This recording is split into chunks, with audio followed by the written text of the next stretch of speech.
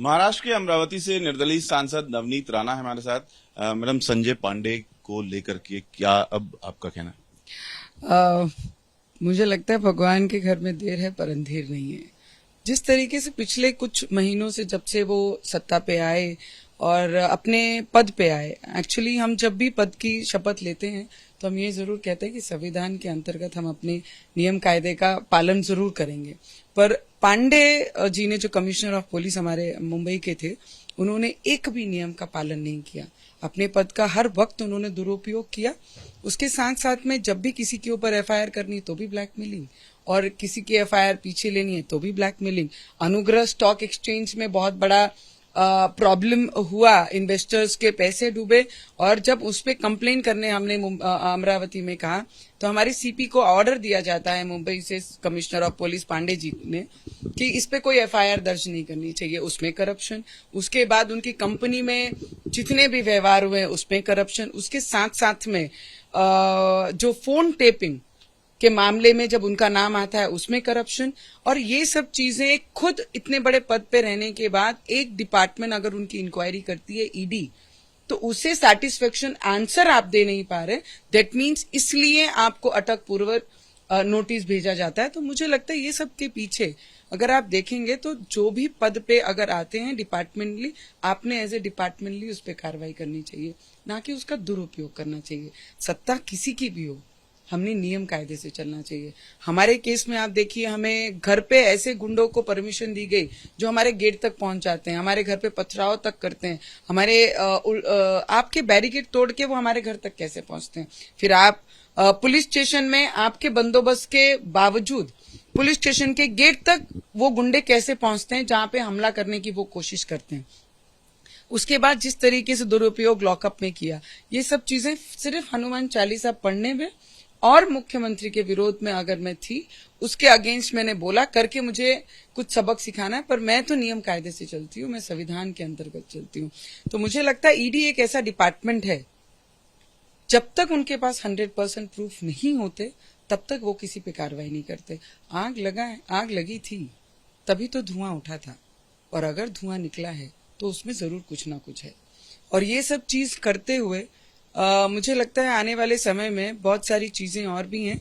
अनिल परब जी हैं, और जो पूर्व कैबिनेट मंत्री महाराष्ट्र के रह गए, और संजय राउत जी हैं जो राज्यसभा के एक मेंबर हैं, रिप्रेजेंटेटिव है, और उन्हें भी बार बार जब नोटिस आई हैं ईडी की तो 100% प्रूफ्स और वो सेटिस्फेक्शन आंसर नहीं दे पा रहे हैं। तो मुझे लगता है आने वाले समय में इनका भी नंबर है, और जो भी देश का, पैसे का और देश के लोगों का दुरुपयोग करेगा, करप्शन करेगा, उसे उसकी सजा जरूर मिलनी चाहिए, और इनके बाद इनका भी नंबर है।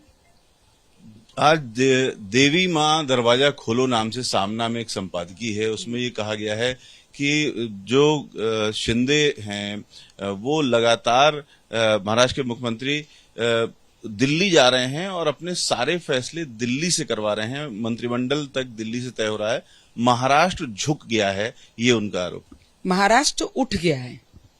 महाराष्ट्र को एकनाथ शिंदे के रूप में, एकनाथ शिंदे जी के रूप में, और उप मुख्यमंत्री जिन्होंने बीजेपी में सबसे बड़े नंबर रहने के बावजूद अपने विचारधाराओं के साथ बाला साहब ठाकरे के विचारधाराओं को जिंदा रखने का काम हमारे उप मुख्यमंत्री जी ने किया है। जो झुका था महाराष्ट्र, उसे उठाने की कोशिश ये हमारे मुख्यमंत्री जी ने और उप मुख्यमंत्री जी ने किया है। और कोई भी फैसला मेरे हिसाब से, जितना मेरा अनुभव है मैं आपको उतना बता सकती हूँ, मुझे लगता है एकनाथ शिंदे जी ये पहली बार आके अपने जो एमपीज हैं उन्हें मिलने यहाँ पर आए, क्योंकि सेशन है, पार्लियामेंट था, और उन्हें मिलने के लिए यहाँ पर आए, और क्या आगे करना चाहिए, किस तरीके से लोगों को उनको परेशानी थी, उनसे बात करने के लिए उनके मुख्यमंत्री का कर्तव्य बनता, और वो यहाँ पर उसी कारण आए। मुझे लगता है दिल्ली से हलचल तो जब पहले की सरकार थी तब हो रही थी, अब तो महाराष्ट्र के निर्णय महाराष्ट्र में हो रहे हैं सर, दिल्ली से नहीं हो रहे। तो मुझे लगता है जो भी ये एलिगेशन करते हैं, और जो सुबह उठते 9 बजे अपने विचारधारा रखना शुरू कर देते, जिन्होंने शिवसेना बर्बाद की, उन्होंने इस विषय पे अभी ना बोलें तो ही अच्छा। संजय राउत, 100% संजय राउत जी की बात कर रही हूँ, क्योंकि जितने भी लोग उनके पक्ष में, पार्टी में थे, उनका एक ही नारा है कि ये 2-3 लोगों के वजह से आज हम सभी दुखे हैं और इनके आदेशों के अनुसार हमें चलना पड़ रहा है और इन्होंने ये बर्बादी के मोड़ पे शिवसेना को लाया है, तो हम बाड़ा साहब की शिवसेना को खत्म नहीं होने देंगे। मुझे लगता है उनकी पार्टी का निर्णय उनके हिसाब से ही होना चाहिए, जो पार्टी में सतरंजी उठाने से लेके कुर्सियां उठाने से लेके जिन कार्यकर्ताओं ने काम किया और आज यहां तक पहुंचे, तो उनका क्रेडिट है मुझे लगता है। तो संजय राउत जी ने अभी तो ये बंद कर लेना चाहिए। आई थिंक, मुझे लगता है कई चीजें चुप रहकर सॉल्व की जाती है, इन्होंने बोलकर हर चीजों को बिगाड़ने का काम किया। 2.5 साल हमारे महाराष्ट्र के बर्बाद करे हैं, तो वो संजय राउत जी ने और इनके 1-2 पार्टी के मेंबर्स ने। अदरवाइज पहले भी हमारा महाराष्ट्र बहुत अच्छे तरीके से चल रहा था और आगे बहुत ज्यादा तेजी से, जो 2.5 साल हमारे बर्बाद हुए विकास के, हम कोशिश करेंगे कि उसे जल्द से जल्द हम वो पूरा करें और आगे 5 साल लेके जाएं महाराष्ट्र। आज सुप्रीम कोर्ट में जितने भी मामले हैं महाराष्ट्र में जो टूट हुई, उससे संबंधित जितने आरोप लगे वो सब एक साथ सुने जाएंगे। दूसरी ओर चुनाव आयोग को भी एक एप्लीकेशन मिली है शिंदे ग्रुप की ओर से कि शिवसेना उनके पास रहनी चाहिए, शिवसेना पर उनका हक।